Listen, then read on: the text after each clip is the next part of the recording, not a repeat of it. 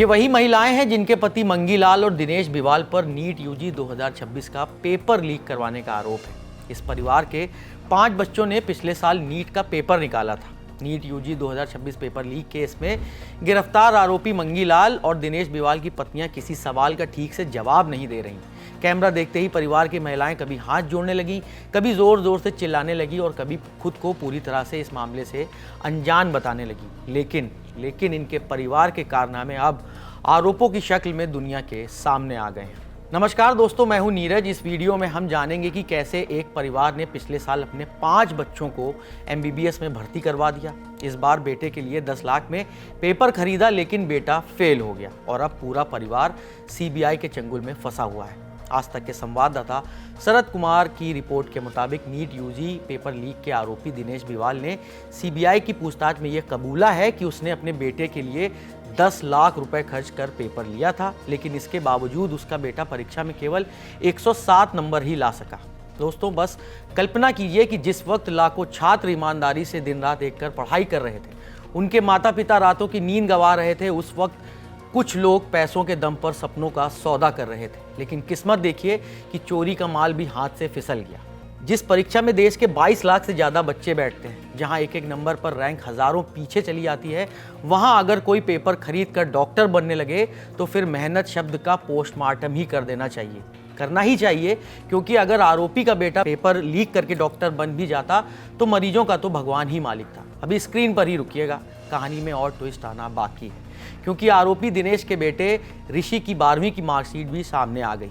ऋषि बिवाल को 500 में 254 नंबर मिले थे और वो भी 50% अंकों के साथ पास हुआ था, सेकेंड डिवीजन बाय ग्रेस। अब यही मार्कशीट सोशल मीडिया और जांच एजेंसियों के बीच चर्चा का विषय बनी हुई है। सवाल उठ रहे हैं कि जिस छात्र के फिजिक्स, केमिस्ट्री और बायोलॉजी जैसे मुख्य विषयों में इतने कम नंबर थे, उसके लिए कथित तौर पर लाखों रुपए खर्च कर नीट पेपर खरीदा गया। जिस छात्र को स्कूल स्तर पर साइंस विषयों में ग्रेस देकर पास कराया गया, वही अचानक मेडिकल कॉलेज के दरवाजे तक कैसे पहुंच रहा था। यही सवाल अब पूरे देश में पूछा जा रहा है, क्योंकि डॉक्टर सिर्फ एक डिग्री ही नहीं, उनके हाथ में मरीजों के सांस की डोर भी होती है। अगर वहां भी पेपर खरीदो और सीट पाओ वाला मॉडल शुरू हो जाए तो फिर अस्पताल इलाज के नहीं, खतरों के सेंटर बन जाएंगे। लेकिन देखिए ना, इतना कुछ हो हल्ला हो जाने के बाद भी परिवार के कुछ सदस्य कह रहे हैं कि हमें कुछ नहीं पता कि बच्चे पढ़ कहाँ रहे थे। देखिए, अब बताते हैं कि ये मामला खुला कैसे। 3 मई 2026 को नीट यूजी की परीक्षा हुई। देश भर के लाखों छात्र परीक्षा देने पहुंचे, लेकिन कुछ देर बाद सोशल मीडिया और टेलीग्राम पर पेपर लीक की चर्चाएं शुरू हो गई। कुछ स्क्रीनशॉट, कुछ कथित चैट और कुछ संदिग्ध संपर्कों ने जांच एजेंसियों का ध्यान खींचा। धीरे धीरे शक गहराया। फिर जांच में राजस्थान का एक नेटवर्क सामने आता है और यहीं से राजस्थान के बिवाल परिवार का नाम उभर कर आया। CBI के मुताबिक पेपर लीक और सॉल्व पेपर पहुंचाने का संगठित नेटवर्क काम कर रहा था, जिसमें कथित तौर पर कई लोग शामिल थे, जैसे दलाल, कांटेक्ट कराने वाले, उम्मीदवारों तक पेपर पहुंचाने वाले और संभवतः सिस्टम के अंदर बैठे लोग भी। आज तक की एक रिपोर्ट बताती है कि मंगीलाल और दिनेश इस पूरे नेटवर्क में कोरियर की भूमिका निभा रहे थे। कैसे? कहा जा रहा है कि ये लोग कथित लीक प्रश्न पत्र को अलग अलग छात्रों तक पहुंचाने का काम कर रहे थे। दिनेश बिवाल ने राजस्थान के सीकर में एक फ्लैट लिया हुआ था, जहां उसका बेटा रहता था। दिनेश का वहां लगातार आना जाना भी था। जांच एजेंसियों को शक है कि इसी फ्लैट से कई छात्रों तक प्रश्न पत्र पहुंचाए गए। वैसे भी सीकर हाल में ही कोचिंग हब के तौर पर उभरा है। ऐसे में जांच एजेंसी ये भी पता लगाने में जुटी है कि क्या ये नेटवर्क कोचिंग सर्किल तक भी फैला हुआ था। इस पूरे बवाल के बीच आज 15 अप्रैल को केंद्रीय शिक्षा मंत्री धर्मेंद्र प्रधान मीडिया के सामने आए। प्रेस कॉन्फ्रेंस में उन्होंने 2 टूक कहा कि दोषियों को पाताल से भी ढूंढ निकालेंगे। उन्होंने ये भी बताया कि नीट यूजी का री एग्जाम 21 जून को होगा।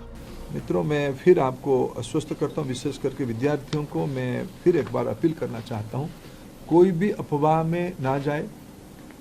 कोई भी, आखिर ये सामाजिक चुनौती है। राधाकृष्ण कमेटी को पूरा पालन करने के उपरांत भी उस कमांड चेन में कहीं ना कहीं ब्रीच हुई है, इसको हम स्वीकार करते हैं। इसकी सुधारने की जिम्मेदारी हम लेते हैं,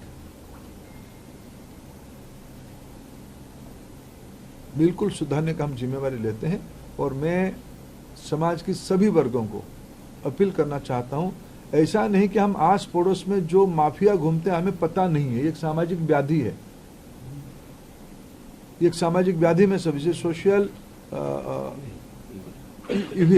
इविल है। इस व्याधि से हमको समाज को मुक्त करना पड़ेगा।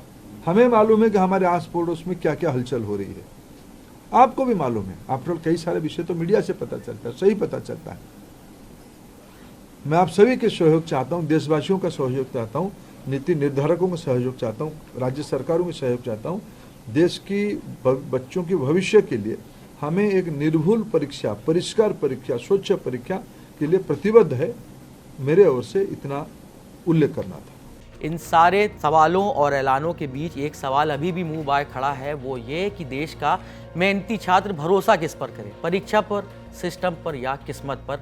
और ये सवाल सिर्फ नीट का नहीं है, सवाल पूरे ढांचे का है, जहां अक्सर इम्तिहानों के बाद पेपर लीक शब्द स्थायी जगह बना चुका है। इस खबर में फिलहाल इतना ही।